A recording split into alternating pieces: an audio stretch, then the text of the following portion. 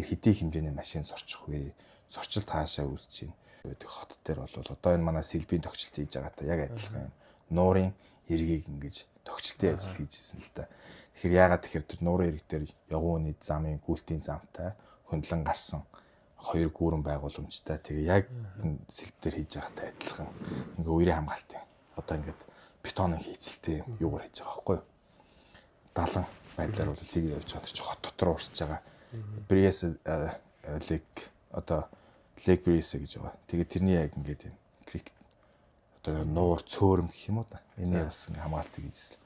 Тэгэхээр ингээд сэвлийн төслүүд болвол мэдээж маш олон төсөл дээр бол гарч байгаа. Тэгээд төлөвлөлтөө яриад ямар шүү байдлаар ямар шүү хийцлэр хийгдэх вэ гэдэг юм уу бүгд төлөвлөлтөө суйлдаж явдаг.